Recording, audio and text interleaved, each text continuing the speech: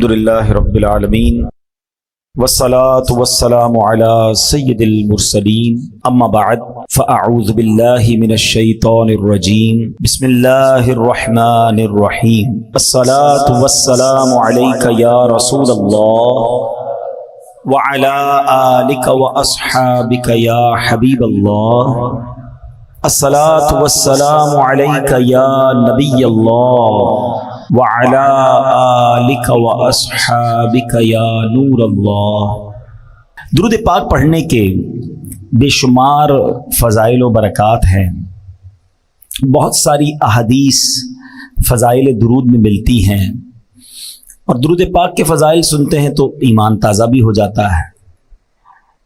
ایک ایسی خوبصورت فضیلت کہ شاید ہی کوئی ایسا مسلمان ہوگا جس کے دل میں یہ تمنا نہ ہو کہ نبی پاک علیہ الصلوۃ والسلام کا دیدار بھی نصیب ہو جائے اور اللہ کرے آقا سے ملاقات بھی نصیب ہو جائے۔ نبی پاک سے ملاقات سبحان اللہ، صحابہ نے کی نا، کیسا دیدار تھا کہ جو ایمان کی حالت میں دیکھتا تھا تو صحابی کے درجے پر پہنچ جاتا تھا۔ صحابی کی تعریف کیا ہے؟ What is the definition of صحابی؟ کہ جس نے ایمان کی حالت میں نبی پاک کا دیدار کیا یا ان کی صحبت اٹھائی اور ایمان کی حالت میں اس کا انتقال ہو گیا۔ اچھا، یہ درجہ جب مل گیا کسی کو تو کیسا درجہ ملا کہ دنیا کا کوئی غوث، کوئی کتب، کوئی ابدال، کوئی ولی وہ کسی صحابی کے مرتبے تک نہیں پہنچ سکتا۔ اور آپ کو پتہ ہے ایسے بھی صحابہ گزرے ہیں جنہوں نے ایک بھی نماز نہیں پڑھی، جنہوں نے ایک بھی روزہ نہیں رکھا۔ جی ہاں، یہ کیسے ہوا؟ غزوات ہوتے تھے نا مسلمانوں کی، غیر مسلموں سے جب لڑائی ہوتی تھی تو کچھ لوگ آتے نبی پاک کے پاس۔ ایک واقعہ کتابوں میں بھی لکھا کہ ایک شخص آیا اور اس نے کہا کہ حضور اگر میں ایمان لے آؤں اور غزوے میں جا کر شرکت کروں، شہید ہو جاؤں تو میرے لیے کیا حکم ہے؟ آقا نے فرمایا تمہیں بھی جنت ملے گی۔ کلمہ پڑھا اور لڑنے چلے گئے اور شہید ہو گئے۔ کوئی نماز ہی نہیں پڑھی، کوئی سجدہ ہی نہیں کیا، لیکن چونکہ دیدار مصطفیٰ ہو چکا تھا، ایمان کی حالت میں جلوہ جانا دیکھ لیا تھا، تو کروڑوں نماز پڑھنے والے، سجدے کرنے والے، لاکھوں عبادتیں کرنے والے ایک طرف، اور جس نے جلوہ جانا دیکھ لیا اس کا مرتبہ ایک طرف۔ تو یہ دیدار مصطفیٰ کی برکت ہے، یہ صحبت مصطفیٰ کی برکت ہے کہ جس کو نصیب ہو گئی اس کا وہ مرتبہ ہو گیا اور پھر وہ قطعی جنتی ہو گیا۔ ہاں، جس کو گارنٹی کہتے ہیں نا، قرآن نے گارنٹی دے دی ان کے بارے میں۔ جبھی تو دعوت اسلامی والے کیا نعرہ لگاتے ہیں؟ ہر صحابی نبی، ہر صحابی، ہاں، چاہے وہ چند گھنٹے، چند منٹ پہلے مسلمان ہوئے ہوں، مگر چونکہ جلوہ جانا دیکھا، صحبت مصطفیٰ اٹھائی، تو وہ درجہ مل گیا کہ زمانے کا غوث بھی اس کا مرتبہ نہیں پا سکتا۔ تو اب سمجھو دیدار مصطفیٰ کی بات۔ ایک عشق والی بات بھی کہہ دیتا ہوں۔ بہت پہلے مجھے ایک شخص نے ایک بات کہی تھی، وہ کہتے ہیں نا کچھ باتیں دل میں گھر کر جاتی ہیں۔ انہوں نے ایک بات کہی تھی کہ مدینہ شریف میں ملاقات ہوئی تھی، اور انہوں نے ایک جملہ کہا کہ پتہ ہے کدھر آئے ہو؟ مدینے جاتے ہیں لوگ، شاپنگ کر رہے ہوتے ہیں، ہنسی مذاق کر رہے ہوتے ہیں، گھوم پھر رہے ہوتے ہیں۔ انہوں نے فرمایا پتہ ہے کدھر آئے ہو؟ اگر 1450 سال پہلے آ جاتے تو صحابی بن جاتے۔ ایک جملہ کہا انہوں نے، لیکن سمجھ والوں کے لیے بہت بڑی بات ہے کہ یہی تو ہوتا تھا نا کہ آقا کے زمانے میں لوگ دور دور سے آتے تھے، ایمان لاتے تھے، دیدار کرتے تھے، صحابی بن جاتے تھے۔ ہم 1450 سال بعد والے لوگ ہیں، ہمیں صحبت مصطفیٰ میسر نہیں، مگر مدینہ تو ہے نا، اس کا مقام کیا ہے سمجھو۔ تو اب پھر آتا ہوں اپنی بات کی طرف کہ ملاقات مصطفیٰ، صحبت مصطفیٰ، جی ہاں، آپ کو بھی مل سکتی ہے، مجھے بھی مل سکتی ہے۔ وہ کیسے؟ نبی پاک صلی اللہ تعالی علیہ وسلم نے خود فرمایا کہ جو کوئی شخص، حدیث پاک کا مضمون ہے، مجھ پر روزانہ 50 بار درود پاک پڑھے گا، کل بروز قیامت میں اس سے مصافحہ فرماؤں گا۔ ہائے ہائے، مصافحہ کس سے؟ سرور کائنات سے صلی اللہ تعالی وسلم۔ دیدار ہونا بڑی بات ہے، آقا فرما رہے میں مصافحہ کروں گا، اللہ اکبر۔ اور قیامت کے دن نبی پاک کا جسم اقدس جس سے ٹچ ہو جائے اس کا کام کیسا بن جائے گا؟ آؤ یہ پوچھو حضرت انس سے۔ حضرت انس رضی اللہ عنہ صحابی رسول ہیں۔ آپ کے گھر میں ایک دسترخوان تھا، ایک بڑا سا رومال تھا، جب بھی اس رومال کو دھونے کی ضرورت پیش آتی تھی نا تو حضرت انس کیا کرتے تھے، اس رومال کو آگ میں ڈال دیتے اور تھوڑی دیر بعد باہر نکالتے تو میل جل جاتا تھا، کپڑا صاف ہو جاتا تھا۔ ہم کیا کرتے ہیں، واشنگ مشین میں ڈالتے ہیں، وہ آگ میں ڈالتے تھے۔ کسی صحابی نے کہا حضور یہ کون سا طریقہ ہے میل صاف کرنے کا؟ آپ نے فرمایا بات یہ ہے کہ ایک بار سرکار دو عالم صلی اللہ تعالی علیہ وآلہ وسلم میرے گھر تشریف لائے تھے، میرے آقا نے اس کپڑے کو ہاتھ لگایا ہے، جب سے ہاتھ لگایا ہے دنیا کی آگ اثر ہی نہیں کرتی ہے۔ اب مجھے بتاؤ جب کپڑے پر نبی پاک ہاتھ لگا لیں، دنیا کی آگ اثر نہ کریں، جس مسلمان سے ہاتھ ملا لیں اس کا کیا حال ہو جائے گا؟ پھر جہنم کی آگ نے کیا کرنا ہے؟ وہ نعت کا شعر ہے نا، آقا کا گدا ہو اے جہنم میں تو بھی سن لے، وہ کیسے جلے جو کہ غلام مدنی ہو، سجلے جو کہ غلام مدنی ہو۔ اب درود پاک، اب سوچ لو کتنے پڑھنے ہیں درود، کنجوسی نہ کرو درود پڑھنے، پکڑ لو اس کو۔ بیمار ہو درود پڑھو، پریشان ہو درود پڑھو، روزی کا پرابلم ہے درود پڑھو، اولاد چاہیے درود پڑھو، ٹینشن ہے درود پڑھو، مدینے جانا ہے درود پڑھو، دیدار مصطفیٰ کرنا ہے تو درود پڑھو۔ ہاں ہر درد کی دوا ہے صلی علی محمد، تعویذ ہر بلا ہے صلی علی محمد۔ میں بھی نیت کروں اور آپ بھی نیت کریں، کثرت کے ساتھ درود پاک پڑھنے ہیں۔ آئیے مل کر محبت کے ساتھ بآواز بلند درود پاک پڑھ لیں۔ صلو علی الحبیب صلی اللہ تعالی علی محمد صلی اللہ علیہ وسلم۔ ایک بہت ہی خوبصورت حدیث پاک، اس میں ایک بڑا پیارا واقعہ، اور یہ بخاری شریف میں حدیث پاک موجود ہے، اور یہ حدیث کا میں آپ کو خلاصہ پیش کروں گا۔ امیزنگ سٹوری ہے، کمال کا سبق آموز واقعہ ہے۔ چلے ایک چھوٹی سی بات اور کر لو، اشارہ کہہ کے نکل جاؤں گا۔ کچھ لوگ کہتے ہیں یار آپ واقعات بڑے سناتے ہیں، کوئی قرآن و حدیث کی بات کیا کرو، واقعات بڑے سناتے ہیں۔ تو میں تو بخاری سنا رہا ہوں۔ نبی پاک علیہ الصلوۃ والسلام نے جا بجا صحابہ کو واقعات بتائے ہیں۔ اچھا قرآن پاک جس نے پڑھا ہے، چلو ہم قرآن کی بات کرتے ہیں۔ قرآن میں کتنے واقعات ہیں؟ 100 سے زیادہ واقعات قرآن میں۔ سورہ بقرہ کو بقرہ کیوں کہتے ہیں؟ بقرہ کہتے ہیں گائے کو، اس میں گائے والا واقعہ ہے۔ سورہ نمل چیونٹی کی سورت، چیونٹی کا واقعہ ہے، ٹھیک ہے جناب۔ سورہ کہف میں 3 واقعات موجود ہیں، ٹھیک ہے نا۔ تو واقعات ہی واقعات ہے، 100 کے قریب واقعات۔ سورہ یوسف پورا حضرت یوسف علیہ السلام کی سیرت کا واقعہ موجود ہے۔ تو نہ جانے کیوں ان کو پرابلم ہے۔ ایکچولی پہلے سمجھے بات، قرآن میں واقعات کیوں ہیں، حدیث میں واقعات کیوں ہیں۔ اب سائنس جا کر سمجھی ہے۔ اب آپ دیکھیں بچوں کو کوئی بھی بات سکھانی ہوتی، کوئی سٹوری سناتے ہیں اسکول میں، کیوں سناتے ہیں؟ اسٹوری سے بات سمجھ آ جاتی ہے، فٹ ہو جاتی ہے ادھر۔ یہ انسان کی سائیکی ہے، انسان کی نفسیات ہے، قرآن کا اسلوب ہے، قرآن کا انداز ہے کہ سمجھانا ہے تو پچھلی قوموں کے واقعات قرآن نے بیان کیے، پھر سمجھایا انہوں نے ایسا کیا تم نہ کرنا، ورنہ وہ برباد ہوئے تم بھی برباد ہو جاؤ گے۔ بالکل اسی طرح احادیث میں واقعات بھرے ہوئے ہیں، تو جن کو واقعات سے پرابلم ہے لگتا ہے انہوں نے خود قرآن و حدیث نہیں پڑھی ہے۔ اب میں بخاری شریف کا واقعہ سنانے جا رہا ہوں، اب غور سے سنیے گا۔ نبی پاک علیہ الصلوۃ والسلام نے فرمایا کہ بنی اسرائیل کے 3 آدمیوں کا یہ واقعہ بیان کیا کہ بنی اسرائیل میں 3 شخص تھے، ان میں سے ایک برس یعنی کوڑ کے مرض میں گرفتار تھا، ایک گنجا تھا اس کے بال ہی نہیں آتے تھے، ایک بندہ تھا جو اندھا تھا اس کی آنکھیں نہیں تھیں۔ اب اللہ کریم کی طرف سے ان کا امتحان سلیکٹ ہوا کہ ان کا امتحان کرنا ہے۔ تو اب کیا ہوا، ایک انسانی صورت میں فرشتہ آیا اور اس نے آ کر پہلے برس کے مریض سے پوچھا، جس کے جسم پر کوڑ کا مرض تھا، کہ تجھے سب سے زیادہ کیا چیز پسند ہے؟ تو یہ انسان کی فطرت ہے کہ وہ وہی پسند کرتا ہے جو اس کے پاس نہیں ہوتی ہے، یہ ایک انسان کی پرابلم ہے۔ تو اس کے جسم پر سفید داغ تھے، دھبے تھے، کوڑ کا مرض تھا، کہ مجھے اچھا رنگ اور صاف جلد بڑی پسند ہے۔ فرشتے نے اس کے جسم پر ہاتھ پھیرا، ہاتھ پھیرنا تھا کہ اس کا جسم بالکل صاف ستھرا ہو گیا، جلد بھی صاف ستھری ہو گئی، کوڑ کا مرض ختم ہو گیا۔ اب اس سے پوچھا تجھے کون سا مال زیادہ پسند ہے؟ تو وہ کہتا ہے مجھے اونٹ بڑے پسند ہیں. تو فرشتے نے اس کو ایک حاملہ اونٹنی دی، بچہ دینے والی اونٹنی دی اور برکت کی دعا دی اور فرشتہ چلا گیا. اب فرشتہ گنجے کے پاس آیا کہ تجھے کیا پسند ہے؟ کہتا میری تو تمنا یہ بس بال آ جائے، سر پہ بال ہی نہیں ہے، بڑی کوشش کی ہے مگر بال نہیں ہے. تو فرشتے نے اس کے سر پر ہاتھ پھیرا، بہترین بال آ گئے، بڑا خوبصورت بال آ گئے. کہا اچھا بتا مال کون سا پسند ہے؟ تو وہ کہتا ہے کہ بس مجھے ایک گائے بڑی پسند ہے.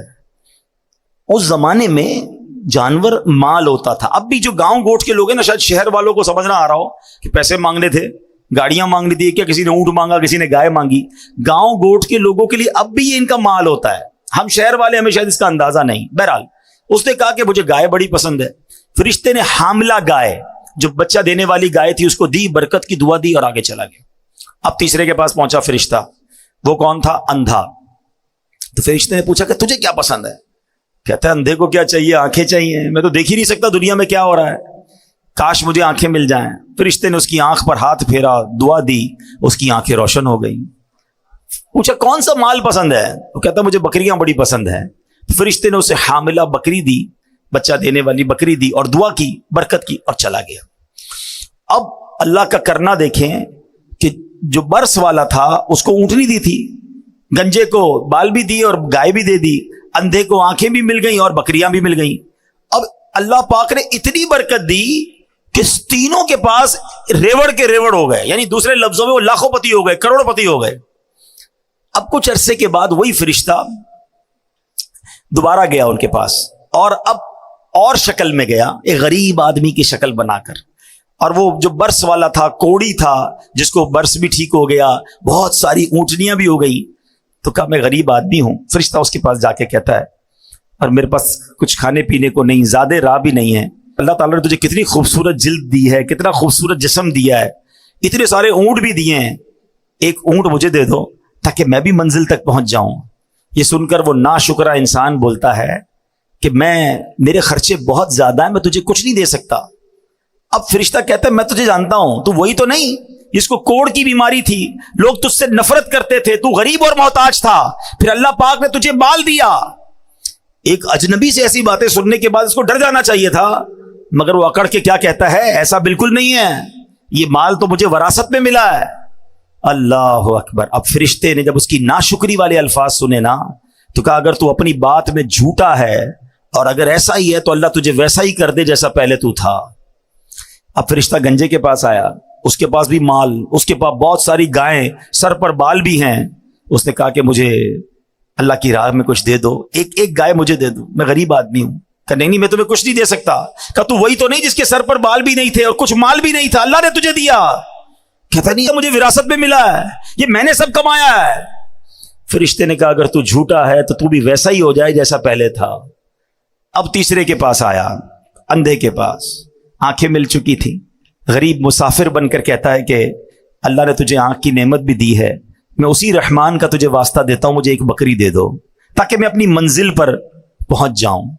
اچھا وہ جو اندھا تھا نا، جو آنکھ والا ہو گیا، اس کو اپنا دور یاد آ گیا کہ ایک زمانے میں میں بھی بڑا غریب تھا، میرے پاس بھی کچھ نہیں تھا، آج ایک غریب میرے دروازے پر آیا ہے. وہ بولا بھائی میں تو پہلے اندھا تھا، اللہ نے مجھے آنکھیں دی، یہ کرم رب نے کیا. ارے میرے پاس کچھ بھی نہیں تھا، یہ اللہ نے مجھے سارا مال دیا ہے، یہ میری بکریاں ہیں، جتنی چاہیے اس میں سے تم اٹھا کر لے جاؤ. اللہ اکبر. وہ فرشتہ کہتا ہے تمہارا مال تمہیں مبارک ہو، یہ سارا مال اپنے پاس رکھ، تینوں کا امتحان لیا گیا تھا، تیرے لیے اللہ پاک کی رضا ہے اور تیرے دونوں دوستوں یعنی کوڑی اور گنجے کے لیے اللہ پاک کی ناراضی ہے. یہ بخاری شریف کا واقعہ ہے، یہ حدیث پاک ہے، مگر کتنا درس ہے اس میں ہمارے لیے. ہم روتے ہیں اللہ کی بارگاہ میں، ہم گر گڑاتے ہیں، بلکہ سچی بات یہ کہ 10 سال پرانا والا وقت یاد کرو نا، کہ پہلے جیسے ہم ہیں تقریباً لوگوں کو اللہ نے پہلے سے اچھا کر دیا ہے، آسانیاں دے دی ہیں، بہتریاں آ گئی ہیں، مگر زبان ہے کہ شکر ادا نہیں کرتی ہے، ختم نہیں ہو رہی. اور پھر لوگ کہتے ہیں میں نے کمایا ہے، یہ میری محنت ہے، یہ میرا سارا کمایا ہوا ہے. ارے میں اور آپ کیا چیز ہے؟ جو دیا ہے وہ رب نے دیا ہے. خدا کی قسم اللہ نہ چاہتا نا ہم الٹے بھی لٹک جائیں، کچھ نہیں مل سکتا. ہم نے دیکھا ہے بڑی محنت کرنے والے لوگ، نہیں ملنا ہوتا نہیں ملتا، اور جب اللہ نصیب میں لکھ دے تو بندے کو پتہ ہی نہیں ہوتا کدھر سے آ رہا ہے۔ یہ سب دینے والی ذات رب کی ہے۔ کبھی زندگی میں ناشکری مت کرنا۔ اے میرے پیارے اسلامی بھائیو، یہ مال بڑی خطرناک چیز ہے، یہ انسان کو مغرور بنا دیتا ہے۔ مال کے سبب انسان غفلت کا شکار ہو جاتا ہے، مال کی وجہ سے بہت سارے گناہوں کا دروازہ کھل جاتا ہے، یہاں تک کہ مال بعض اوقات برے خاتمے کا سبب بھی بن جاتا ہے۔ البتہ یہ تمام مال کی برائیوں کی جو جڑ ہے نا، وہ جڑ پتہ ہی کیا ہے؟ جب انسان اس سارے مال کو اپنی ملکیت سمجھ لے، جب آدمی مال کو اپنی ذاتی ملکیت سمجھتا ہے، خون پسینے کی کمائی سمجھتا ہے، تو اب غرور آنا شروع ہو جاتا ہے۔ اللہ اکبر، خود پسندی آنا شروع ہو جاتی ہے، میں نے کیا ہے۔ نہیں جناب، اللہ کرے کہ اچھا ایسے لوگوں کو پتہ ہے پھر معاذ اللہ زکوٰۃ بھی ٹیکس لگتی ہے کہ زکوٰۃ اور صدقہ میں نے کمایا اور اللہ کی راہ میں دے دوں، جب میرا ہے میں نے کیا میں کیسے دے دوں؟ اور ایک وقت آتا ہے زکوٰۃ دینے کا بھی جی نہیں چاہتا ہے۔ اے میرے پیارے اسلامی بھائیوں، ہم میں سے کوئی بھی سونے کا چمچ لے کر منہ میں پیدا نہیں ہوا۔ ہم جب دنیا میں آئے تھے تو خالی ہاتھ تھے، ارے جسم پر لباس بھی نہیں تھا۔ رب نے ہمارے ماں باپ کے دلوں میں رحم ڈالا، انہوں نے لباس پہنایا، انہوں نے کھانا کھلایا، مگر عطا کس نے کیا؟ وہ رب نے کیا۔ کاش ہمارا یہ ذہن بن جائے کہ جو کچھ میرے پاس ہے وہ میرا نہیں ہے، میرے رب نے دیا ہے، یہ اللہ کی عطا ہے، وہ جب چاہے واپس لے سکتا ہے۔ میں آپ کو ریسنٹ مثال دے دیتا ہوں نا، پرانی باتیں تو چھوڑو۔ ترکیہ اور شام میں جو زلزلہ آیا، لوگ کہتے ہیں میرے پاس ایسی ایسی باتیں کرنے والے باتیں کرتے ہیں، اتنے پیسے ہیں ہمارے پاس 7 پشتے کھائیں تو ختم نہیں ہوگا۔ ارے بھولے تمہاری، سیکنڈوں میں چلا جا سکتا ہے، 40 سیکنڈ لگے۔ میں تو موجود تھا نا، میں 6 تاریخ کو زلزلہ آیا، میں 7 کو ترکیہ پہنچا، ہماری موجودگی میں بھی زلزلے آ رہے تھے، یعنی میں نے اپنی آنکھوں سے دیکھا۔ بڑی بڑی بلڈنگیں، عالی شان بلڈنگیں، لگژری فلیٹس، کروڑوں روپے کے وہ فلیٹس ہوں گے، علاقہ بتا دیتا ہے۔ گھر موجود ہے اور لوگ زمین پہ پڑے ہوئے ہیں، ہمت نہیں ہو رہی بلڈنگ میں جانے کے لیے۔ ہم نے ساری رات روڈ پہ گزاری، ہمارا فیضان مدینہ سامنے تھا، اسلامی بھائیوں نے کہا اندر کمبل بھی پڑے ہوئے ہیں، کسی نے کہا تکیہ بھی ہے، کسی نے کہا فریج میں سامان کھانے پینے کا بھی۔ ہمارے پاس کھانا بھی نہیں تھا، کھانے کو کچھ نہیں تھا، ایک ڈبل روٹی میں ہم نے تھوڑا تھوڑا کھایا۔ تو کسی نے کہا جا کے لے آؤں، تو کسی نے کہا نہیں اندر مت جانا، ہلکا سا بھی جھٹکا آیا تو پوری بلڈنگ میں کریکیں گر جائے گی۔ یقین کریں اللہ کی قدرت اپنی آنکھوں کے سامنے دیکھی کہ کروڑوں روپے کے گھر ہیں، سامان ہے، کسی کی ہمت نہیں ہو رہی اپنے گھر میں جانے، کیونکہ ہر 1-2 منٹ بعد ایک بلڈنگ گر رہی تھی، تھوڑا سا زلزلہ آتا ایک اور گر جاتی، تھوڑا سا آتا ایک اور گر جاتی، کریک سب میں پڑ چکے تھے۔ تو 40 سیکنڈ کے اندر 7 پشتوں تک کھائیں گی تمہاری اولاد؟ بھول ہے تمہاری، رب چاہے نا تو سیکنڈوں میں مالدار غریب ہو سکتا ہے، زکوٰۃ دینے والا زکوٰۃ لینے والا بن سکتا ہے، صحت مند محتاج ہو سکتا ہے، پیر ٹوٹ گئے، ہاتھ ٹوٹ گئے، ہڈیاں ٹوٹ گئی، زندہ لوگ دنیا سے چلے گئے، اور ایسی بے بسی کی موت آئی ہے۔ پیارے اسلامی بھائیوں، اللہ ہمارے سارے مسلمان بھائی بہنوں کی مغفرت فرمائے جو اس میں شہید ہوئے، وہ آوازیں دیتے رہے۔ میں موجود تھا، مجھے اسلامی بھائی نے کہا 32 افراد اس بلڈنگ میں موجود ہیں اور زندہ ہیں، آوازیں آ رہی ہیں۔ اچھا کئی آپ نے بھی سوشل میڈیا پر دیکھا ہوگا، کئی جگہوں سے تو اندر بلڈنگ سے ویڈیوز بنا کے لوگ بھیج رہے تھے کہ ہم زندہ ہمیں نکالو، کیونکہ وہ زلزلے میں بلڈنگ ایسے کریک ہوئی تھی کہ ان کے اوپر نہیں گرا ملبہ، مگر راستہ بند ہو گیا۔ اب جب تک بلڈنگ کٹے گی نہیں بندہ باہر نہیں نکلے گا، تو بچے اندر، عورتیں اندر، مرد اندر، مگر کوئی نکال نہ پایا۔ 2-3 دن تک تو آوازیں دیتے رہے، جب تک موبائل کی بیٹری چلتی رہی فون کرتے رہے، اس کے بعد موبائل کی بیٹری بھی ختم ہو گئی اور سانسیں بھی ختم ہو گئی۔ میرا ہے، میں نے کمایا ہے، میری محنت ہے، میں نے اتنی بلڈنگیں بنا لی، میں نے اتنے پیسے بنا لیے، ارے کچھ میں نے نہیں کیا ہے، یہ سب میرے اللہ نے دیا ہے، سب میرے مالک کا احسان ہے۔ میں بھی بھیک مانگنے والا ہو سکتا تھا، میں بھی روڈ پر سونے والا ہو سکتا تھا، میں بھی جناب پھٹے پرانے کپڑے پہن کر بازاروں میں گھومنے والا ہو سکتا تھا، اگر آج سواری دی ہے تو رب نے دی ہے، آج گھر دیا ہے تو رب نے دیا ہے، آج اولاد دی ہے تو رب نے دی ہے۔ ارے ان بیچارے غریبوں کی تو شادیاں بھی نہیں ہوتی ہیں، آج میرے اور آپ کے پاس فیملی ہے نا، بیوی ہے، بچے ہیں، شکر ادا کرو، کیونکہ رب نے عزت دی تو شادی ہوئی نا، یہی نہ ہوتی تو کیسے کر رشتہ ہوتا۔ کئی غریب ہے بیچارے، روڈوں پہ سوتے ہیں، کھانے کو کچھ نہیں، کچرا اٹھاتے ہیں، کون شادی کرتا ہے ان سے؟ فیملی بھی نہیں بن پاتی ان کی۔ تو میں نے ایسا کیا کمال کیا کہ اللہ نے مجھے اتنا کچھ دے دیا اور پھر بھی میں شکوہ کروں، پھر بھی میں شکایت کروں، پھر بھی میں کہوں کہ میرے پاس کچھ نہیں، میں پیچھے رہ گیا؟ کبھی شکوہ نہ کرنا اور کبھی اترانا نہیں. جو دیا ہے رب نے دیا ہے، میرا کچھ نہیں ہے، اللہ نے دیا. یہ ذہن بنا لو میرے پیارے اسلامی بھائیوں. اور پھر اگر مال کا حق ادا کرنا ہے نا تو پھر اللہ کی راہ میں خرچ کرو. جب ہے ہی اللہ کا، جب ہم یہ مان لیں گے، یہ سمجھ لیں گے یہ رب کا ہے، اللہ نے دیا ہے، تو پھر خرچ کرنا بھاری نہیں ہو جائے گا. پیسے والے تو بڑے آئے، لوگ کہتے ہیں پیسے والا ہونا چاہیے. ارے پیسے والا قارون بھی تھا اور پیسے والے عثمان غنی بھی تھے. اللہ قارونی مال نہ دے، عثمانی مال عطا فرما. اللہ سے دعا مانگا کرو، یا اللہ پیسے دے دے، نہیں یہ نہ کہا کرو. اے اللہ مال دے تو تیری راہ میں خرچ کرنے کا دل بھی عطا فرما، مال دے تو عثمانی مال عطا فرما. میں کئی بار سنتا رہتا تھا، پڑھا بھی تھا کہ حضرت عثمان غنی کے مال میں اللہ نے کتنی برکت دی. پتہ ہے کیا کرتے تھے؟ وہ ہر بار خرچ کر دیتے تھے اللہ کی راہ میں، دل کھول کر خرچ کرتے. اللہ نے برکت کیسی ڈالی. آپ دنیا سے چلے گئے، آپ کے باغ رہ گئے، آپ کے کنویں رہ گئے. حضرت عثمان کا باغ آج بھی مدینے میں موجود ہے، کنواں بھی موجود ہے اور پراپرٹیز بھی ہیں. تو گورنمنٹ نے کیا کیا کہ ایک وقف عثمان بنا دیا. جتنے پیسے اس باغ سے، ان پراپرٹی سے آتے ہیں، اس سے وہ غریبوں کی مدد کرتے ہیں. مجھے بتایا کسی نے ریسنٹلی کہ مدینے شریف میں ایک ہوٹل ہے، 5 اسٹار یا 4 اسٹار ہوٹل ہے، اس کا نام ہی وقف عثمان ہوٹل ہے. حضرت عثمان کے اکاؤنٹ سے اتنے پیسے جمع ہو گئے کہ ایک ہوٹل بنا دیا گیا ہے، اور اس ہوٹل میں جتنے حاضرین رہیں گے، زائرین رہیں گے، وہ پیسے جمع ہوں گے، وہ بھی وقف عثمان پہ خرچ ہوتے رہیں گے. میں سوچنے لگا اللہ اکبر، حضرت عثمان غنی کا ثواب تو سوچو. وہ آج مزار میں ہیں مگر 1450 سال ہو گئے صدقہ ان کا جاری ہے. مال بہت سو کے پاس آیا جناب. آج کل فہرست آتی ہے، world number 1، world number 2، world number 3. ارے کیا کرنا اس مال کو جو غرق کر دے انسان کو. مال ملے تو اللہ عثمان غنی کے مال کا صدقہ عطا فرمائے. قارون کے پاس کیا تھا؟ کتنا مال تھا آپ کو پتا ہے؟ یعنی خزانہ کتنا تھا؟ خزانہ نہیں، خزانے کی چابیاں جو قارون کی تھی نا، وہ اونٹوں پر لادی جاتی تھی، صرف چابیاں. تو سوچو خزانہ کتنا ہوگا. اسی مال کی آفت کیسی اس پر غالب ہوئی کہ حضرت موسیٰ علیہ السلام کی گستاخی کی، اللہ پاک کے احکام کی نافرمانی کی. قارون کا پرابلم پتہ ہے کیا تھا؟ اس کو اتنا مال تھا کہ حضرت موسیٰ نے اس کو زکوٰۃ کا جب حکم دیا نا، تو اس زمانے پتہ ہے زکوٰۃ کتنی تھی؟ 1000 پر 1 روپیہ. آج کتنی؟ 100 پر 2.5 روپے نا، اگر وہ پورا سال گزر جائے. پھر اس زمانے میں 1000 پر 1 روپیہ تھی، بہت تھوڑی زکوٰۃ تھی. مگر اس کی وہ 1000 پر 1 روپیہ کو جب اس نے کیلکولیٹ کیا نا، تو وہ اس زمانے کے اربوں روپے بن گئے. وہ کہتا ہے اتنے سارے زکوٰۃ میں کیسے دے دوں، میرا مال کم ہو جائے گا.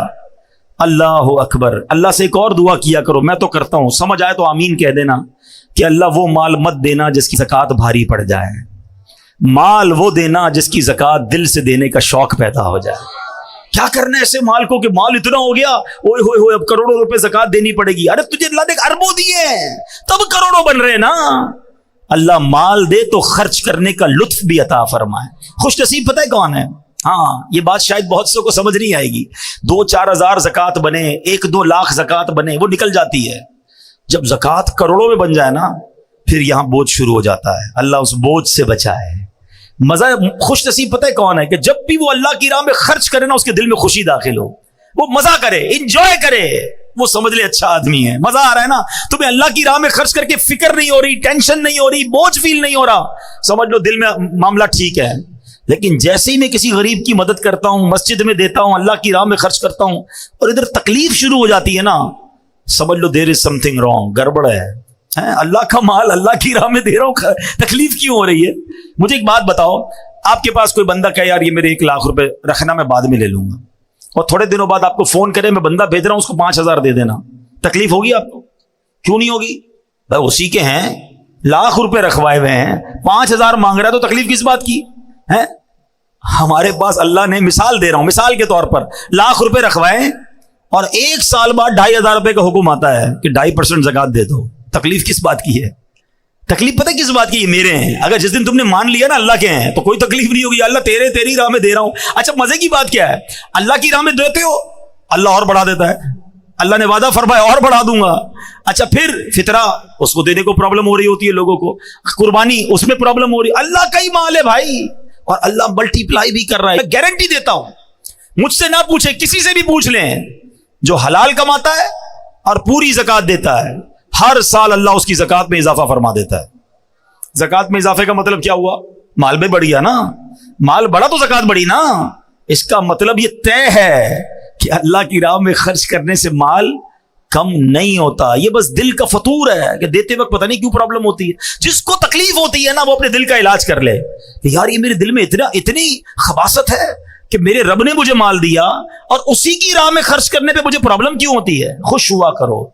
سچی بات یہ ہے, میں نے کئی سال پہلے ایک جملہ کہا تھا, دوبارہ کہہ دیتا ہوں, اللہ کرے میرے بھی دل میں بیٹھ جائے, آپ کے بھی دل میں بیٹھ جائے, کہ جب بھی اللہ کی راہ میں خرچ کیا کرو نا, سجدہ کیا کرو, شکر ادا کیا کرو, یا اللہ تیری مہربانی, تو نے دینے والا بنایا, مانگنے والا نہیں بنایا.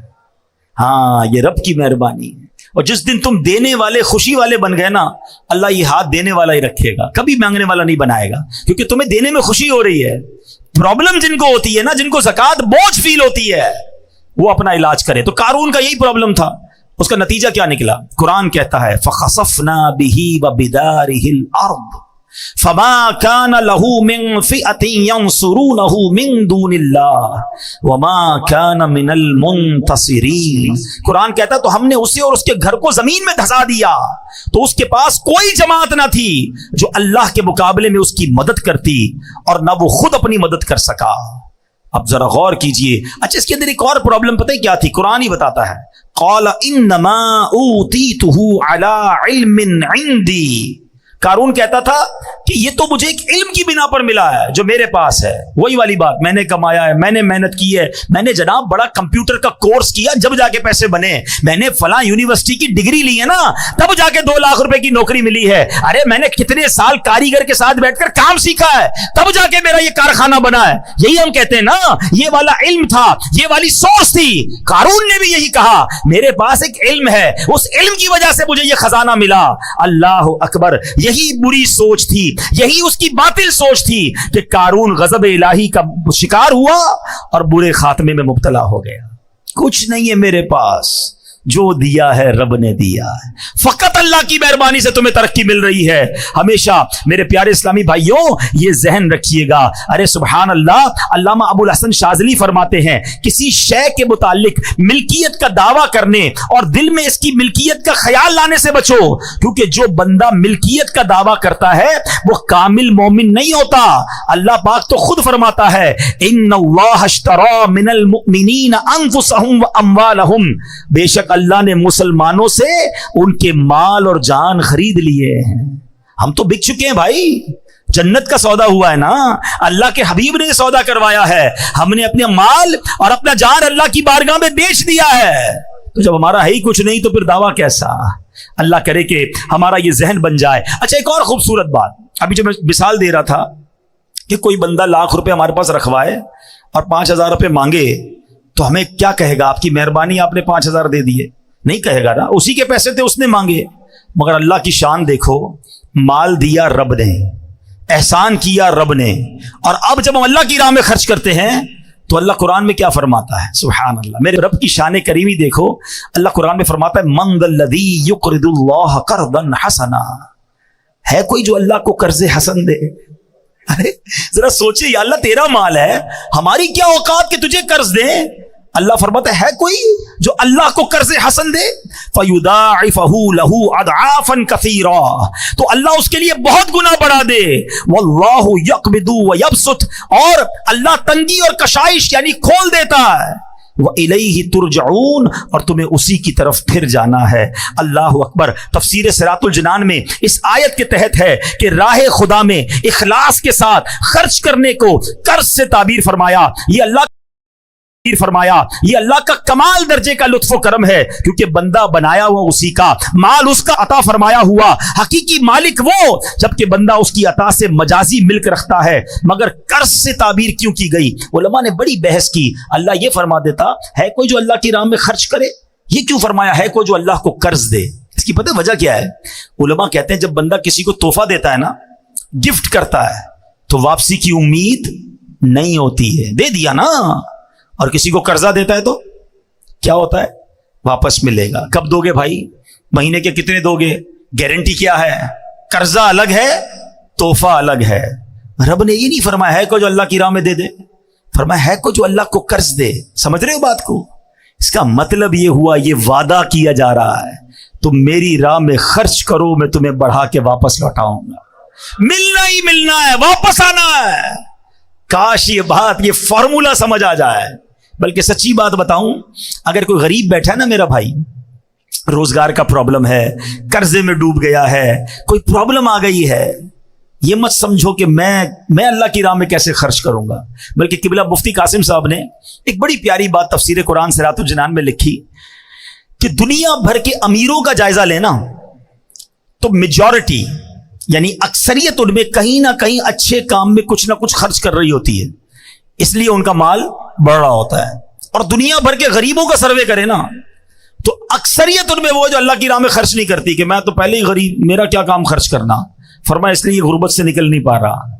اگر غریب بھی اپنی حیثیت کے مطابق خرچ کرنا شروع کر دینا، اللہ نے وعدہ کیا ہے کہ یہ قرضہ ہے، اللہ کے حبیب نے وعدہ فرمایا کہ کم نہیں ہوگا، تمہارا مال تمہیں پھر لوٹایا جائے گا، بڑھا کے لوٹایا جائے گا، ملٹی پلائی کر کے لوٹایا جائے گا۔ چاہے 1 روپے سے شروع کرو، چاہے 5 روپے سے شروع کرو، کسی غریب کی مدد، کسی دینی کام میں خرچ کرتے رہا کرو۔ وہ کیسے لوٹاتا ہے اب ذرا سنتے جانا۔ میں مختصراً 1-2 حدیثیں اور 1-2 واقعات سناتا ہوں۔ صحابی رسول حضرت ابو ہریرہ رضی اللہ تعالیٰ عنہ سے روایت ہے، اللہ اکبر، یہ بھی بخاری شریف کی حدیث ہے۔ اللہ پاک کے آخری نبی رسول ہاشمی صلی اللہ تعالیٰ علیہ وسلم نے فرمایا، ایسا کوئی دن نہیں جس میں بندے سویرا کریں اور 2 فرشتے نہ اتریں، جن میں سے ایک کہتا ہے الہی سخی کو زیادہ اچھا عوض دے، اور دوسرا کہتا ہے الہی کنجوس کو برباد کر دے۔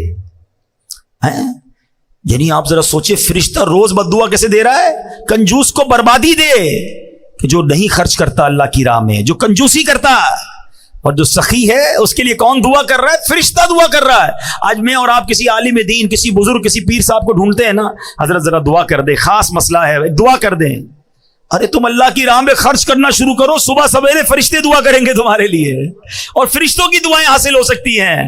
اللہ کرے یہ بات سمجھ آ جائے۔ اللہ اکبر۔ نبی پاک کی ایک اور حدیث ہے، ہر شخص بروز قیامت اپنے صدقے کے سائے میں ہوگا یہاں تک کہ لوگوں کے درمیان فیصلہ فرما دیا جائے۔ حضرت یزید بن ابو حبیب رحمۃ اللہ تعالی علیہ سے مروی ہے کہ حضرت مرثد بن ابو عبداللہ رحمۃ اللہ تعالی علیہ اہل مصر میں وہ پہلے شخص تھے جو شام کے وقت مسجد میں جایا کرتے۔ راوی فرماتے میں جب بھی آپ کو مسجد میں جاتے دیکھتا، آپ کے ہاتھ میں کچھ نہ کچھ صدقے کے لیے روٹی ہوتی، پیسے ہوتے، کچھ نہ کچھ ضرور ہوتا تھا۔ ایک مرتبہ میں نے دیکھا کہ ہاتھ میں پیاز لیے آ رہے ہیں، ہاتھ میں کیا ہے؟ پیاز ہے۔ تو میں نے کہا حضور یہ تو آپ کے کپڑوں کو بدبودار کر دے گی، آپ پیاز لے کر کیوں آئے ہیں؟ تو آپ نے کہا اے ابو حبیب کے بیٹے، میرے پاس صدقے کے لیے کچھ نہیں تھا۔ مجھے ایک صحابی نے حدیث بیان کی کہ اللہ پاک کے آخری نبی علیہ الصلوۃ والسلام نے فرمایا، مومن کا دیا ہوا صدقہ بروز قیامت اس پر سایہ ہوگا۔ بس میں اسی حدیث پر عمل کرنے کے لیے پیاز لے کر آ گیا ہوں، کچھ نہ کچھ دیتا رہوں، مجھے قیامت کے دن اپنے صدقے کے سائے میں رہنا ہے۔ اپنی یہ عادت بناؤ میرے پیارے اسلامی بھائیوں، روزانہ ہے۔ الحمدللہ آپ کو پتہ ہے دعوت اسلامی والے بڑا پیارا سا ایک مدنی صدقہ باکس دیتے ہیں، وہ گھر میں رکھ لو۔ روز گھر سے نکلتے ہوئے 1 روپیہ کچھ نہ کچھ خود ڈالیں، اپنے بچوں سے ڈلوائیں۔ صدقہ بیماریاں دور کرتا ہے، صدقہ بلائیں دور کرتا ہے، صدقہ آفتیں دور کرتا ہے۔ پتہ ہے روایتوں میں آتا ہے بلا اترتی ہے اور بندہ صدقہ کرے نا، صدقہ اسے روک لیتا ہے۔ اب صدقے اور بلائی میں لڑائی شروع ہو جاتی ہے، مگر بلا کو صدقہ بندے پر اترنے نہیں دیتا ہے۔ اچھا پھر ہمارا کانسیپٹ بھی بڑا نرالا ہے۔ ہم کہتے ہیں یار مولانا صاحب نے بیان کیا تھا صدقہ کرو پیسے بڑھ جائیں گے، میں تو روز صدقہ کر رہا ہوں، پیسے بڑھتے ہی نہیں ہیں۔ وہی 1000 روپے کی سیل ہے، 10 گنا ملٹی پلائی ہو کر ملے گا۔ آج 100 روپے دوں گا تو کل ملٹی پلائی ہو کے 2000 ہونی چاہیے تھی، وہ 100 روپے بھی چلے گئے، سیل بھی اتنی ہی ہے۔ تو اب پرابلم پتہ ہے کیا کہ ہمارا مائنڈ سیٹ مال کو ملٹی پلائی کرنے میں۔ اب میں آپ سے سوال کرتا ہوں، آپ 100 روپے صدقہ کریں، اس کے بدلے 1000 روپے مل جائیں، یہ اچھا؟ یا باہر روڈ پہ نکل کر آپ کا ایکسیڈنٹ ہونا تو اللہ نے وہ ایکسیڈنٹ بچا لیا، آپ کی ٹانگ ٹوٹنے والی تھی اللہ نے اس سے بچا لیا، دکان میں آگ لگنے والی تھی اللہ نے اس سے بچا لیا۔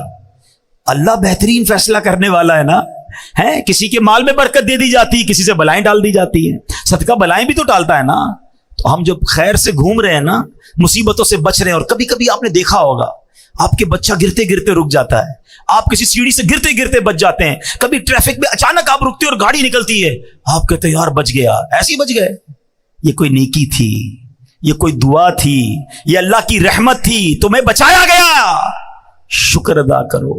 ہیں یار فلاں برابر دکان میں آگ لگی، میری دکان میں کچھ نہیں ہوا. ایک صاحب خود بتا رہے اپنا واقعہ کہ میں 25 رمضان کو دعوت اسلامی کے مرکز آیا کچھ اچھی رقم لے کر، اور میں نے وہاں پر آ کر وہ عطیات دے دیے. کہتے ہیں 26 رمضان کو میری فیکٹری پر اتنی بڑی آفت آئی کہ میرے کروڑوں روپے برباد ہو سکتے تھے. اس کی میں ڈیٹیل نہیں بتاتا، لیکن 1 روپے کا مجھے نقصان نہیں ہوا. کہتے ہیں میں حیران ہو گیا، میرے دوست حیران ہیں کہ یار یہ والی پرابلم جس کی بھی فیکٹری میں ہوئی اس کے کروڑوں برباد ہوئے، تیرے کیسے بچ گئے؟ کہتے ہیں میرا ایمان ہے، میں نے 25 تاریخ کو جا کر اللہ کی راہ میں خرچ کیا، اللہ نے اگلے دن میرے اوپر سے وہ آفت ڈال دی. ہاں یہ آنکھوں سے دیکھتا ہے بندہ کہ ہم اللہ کی راہ میں خرچ کرتے رہا کریں. سبحان اللہ. اب آئیے میرے پیارے اسلامی بھائیوں، ایک اور واقعہ سناتا ہوں، مزید ایمان جو ہے وہ تازہ ہو جائے کہ بزرگان دین کیسا اپنے دل کے اندر جو ہے وہ یقین رکھتے تھے اور کس طرح اللہ کی راہ میں خرچ کرتے تھے. اپنے دور کے ابدال ابو جعفر بن خطاب رحمت اللہ تعالی فرماتے ہیں، میرے دروازے پہ ایک سائل نے صدا لگائی. ایک غریب آیا، اس نے پیسے مانگے. میں نے زوجہ سے پوچھا کچھ ہے تمہارے پاس؟ جواب ملا 4 انڈے ہیں. تو میں نے کہا مانگنے والے کو دے دو. اس نے 4 انڈے اس سوالی کو دے دیے. اس سائل انڈوں کی خیرات لے کر چلا گیا. اب کیا ہوا، تھوڑی دیر گزری تھی کہ ان کے دوست نے ایک ٹوکری بھیجی. تو گھر والوں سے پوچھا اس پہ کل کتنے انڈے ہیں؟ کہا 30. کہ تم نے تو فقیر کو 4 انڈے دیے تھے، یہ 30 کس حساب سے آئے؟ یقین دیکھیں کہ 1 کے 10 کا وعدہ ہے، ہم نے دیے 4 ہیں اللہ کی راہ میں، 30 کیسے آئے؟ تو کہتی ہے 30 انڈے پورے ہیں، 10 انڈے ٹوٹے ہوئے ہیں. تو حضرت علامہ یافعی یمنی کہتے ہیں کہ یہ تو بتاؤ کہ تم نے جو دیے تھے اس میں کیا پوزیشن تھی؟ تو کہا حضور مسئلہ یہ ہے کہ میں نے جو 4 انڈے دیے تھے نا، وہ 3 پورے تھے، 1 ٹوٹا ہوا تھا. تو 1 ٹوٹے ہوئے کے بدلے 10 ٹوٹے ہوئے آئے ہیں، اور 3 سالم دیے تو اس کے بدلے 30 آئے ہیں. ہاں جیسا دو گے نا، پھٹے ہوئے کپڑے دینے صدقے میں، بچا ہوا کھانا دینا ہے. موزے میں سوراخ ہو گیا تو فقیر یاد آیا ہے، گھر کی ماسی کب یاد آئی کہ کھانا بچ گیا، اب پھکے گا تو چلو اس کو کھلا دو. یہ نہ کیا کرو، جیسا دو گے ویسا ملٹی پلائی ہوگا. جو خوشی سے دے گا نا، مزے کی بات بتاؤں، گھر والے میں گھر میں ملازم ہوا کرے نا، ابھی رمضان آ رہا ہے، یقین کریں گھر میں ملازم ہیں یا اور کوئی رشتہ دار ہے نا، آپ کا افطاری تیار ہو جائے نا، پہلے اچھی افطاری نکال کر اپنے ملازمین کو کھلا دیں، کم نہیں ہوگا، تمہارا کچھ نہیں جائے گا. ایسا ہی جو آپ کے بچوں نے کھانا ہے نا، وہ کسی 4 کو نہیں کھلائیں، 1 کو کھلا دیں، مگر ایسا کھلاؤ جیسے تم اپنے بچوں کو کھلاتے ہو. پھر دیکھو کیسی برکت آئے گی، کیسا ملٹی پلائی ہوگا. خوشی سے دو نا. یہی مسئلہ ہمارا فطرے میں چل رہا ہے، سالوں سال سے چل رہا ہے. مجھے تو فارمولہ ہی آج تک سمجھ نہیں آیا ہے. اللہ پاک ہمارے مفتی منیب الرحمان صاحب کو سلامت رکھے، بچپن سے سنتے آ رہے ہیں، حضرت جو فطرہ اعلان کرتے تھے ہم وہ فطرہ دے دیتے تھے. پہلے 25 روپے تھا، 30 روپے تھا، 50 ہوا، 100 ہوا، 150 ہوا ہے، اب 250 300 ہو جائے گا. وہ اللہ کے بندے پوری حدیث تو سنو نا. وہ بھی اعلان 4 فطرے فرماتے ہیں. کیا ہوتا ہے؟ اب تو دعوت اسلامی کے مدنی مرکز سے بھی اعلان ہوتا ہے فطرے. حدیث پڑھو نا، حدیث میں نبی پاک نے 4 قسم کے فطرے بیان کیے، کشمش کا، جو کا، کھجور کا، اور پھر گندم کا. ہم نے کون سا دینا ہے؟ سب سے سستا والا گندم کا. ٹھیک ہے، غریب آدمی دے گندم کا، کوئی منع نہیں، اس کا فطرہ ادا ہو جائے گا. مگر جس کو روز افطار میں اجوا کھجور چاہیے، سموسے بھی چاہیے، اس کو شربت بھی چاہیے، VIP کھانا چاہیے، اور فطرہ دیتے وقت سب سے سستا والا، اپنے دل سے پوچھو نا، یہ میں ٹھیک کر رہا ہوں کیا؟ کبھی ایسا ہوتا ہے کہ ہم عید کا جوڑا لینے جائیں اور دکاندار سے کہیں یار سب سے سستا والا کپڑا دکھاؤ؟ میں دوبارہ عرض کر رہا ہوں، غریب آدمی کی بات نہیں کر رہا، جس کو اللہ نے نوازا ہے، کپڑے بہترین والے لینے، جوتے بہترین والے لینے ہیں، بچوں کے کپڑے اچھے لینے ہیں. فطرہ کون سا؟ لوئسٹ کیٹیگری والا. یہ ناشکری ہے. اللہ کی بارگاہ میں دیتے وقت تمہیں کم والی چیز کیوں یاد آتی ہے؟ اس بار تو مزہ ہے نا کہ یا اللہ پوری رمضان تو نے مجھے بہترین کھجور سے افطار کرایا، اب میں فطرہ بھی کھجور والا دوں گا. تو نے مجھے کروڑوں سے اچھا رکھا. اچھا میرے اور آپ کے پیسے اللہ کو تھوڑی جا رہے ہیں، اللہ کو ضرورت بھی نہیں ہے، یہ یاد رکھنا. ہاں ادھر دل دیکھا جاتا ہے کہ یہ بندہ مجھ سے محبت کرتا ہے یا مال سے محبت کرتا ہے. جب میری باری آتی ہے تو سب سے گھٹیا مال یاد آتا ہے. ہمارا مائنڈ سیٹ تو اتنا عجیب ہے پیارے اسلامی بھائیوں. مثال کے طور پہ ابھی جمعے کی نماز میں امام صاحب اعلان کریں کہ ذرا اللہ کی راہ میں خرچ کرو. آپ کو جناب آج سخاوت کا جو ہے نا دریا جوش مار رہا ہے، چلو یار آج 100 روپے دے دیتے ہیں. آپ نے اپنا پرس نکالا، 100 रुपए के 2 नोट हैं उसके अंदर, एक कड़क वाला एक पुराना वाला।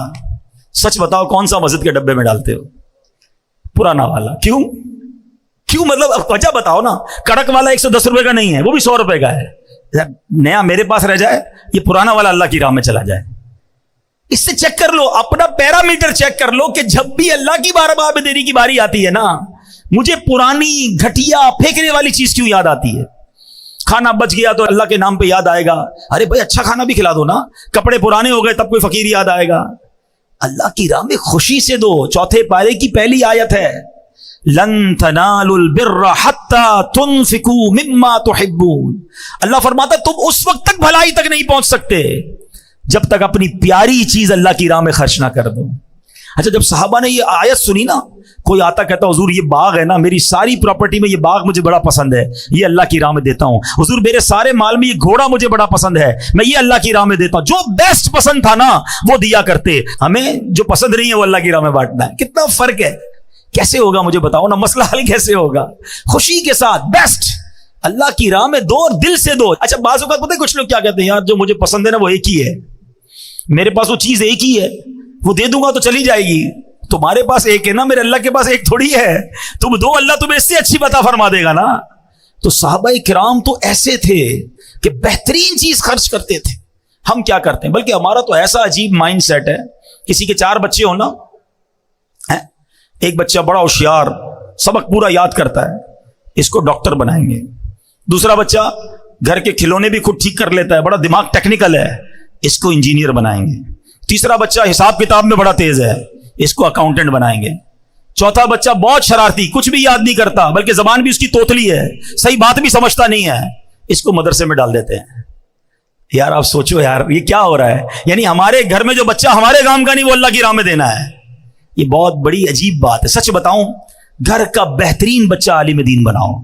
हाँ, ऐसा बच्चा जो ज़हीन हो ना, यार इसको मुफ्ती बनाऊंगा, ये पूरी दुनिया में जाके दीन का डंका बजाएगा। हम कहते हैं हमारे उलमा आउटडेटेड है, हमारे उलमा इस तरह बात नहीं करते जिस तरह लोगों को बात करनी चाहिए। और उलमा बनाने के लिए बच्चे कौन से दे रहे हो? दो ना अपने खानदान का बेहतरीन बच्चा कि जो आलिम बनकर पूरी दुनिया में दीन का डंका बजाए, तब मजा आएगा ना। आप रॉ मटेरियल कौन सा देते हो मदरसे में? तो ये अजब जहन बन गया है।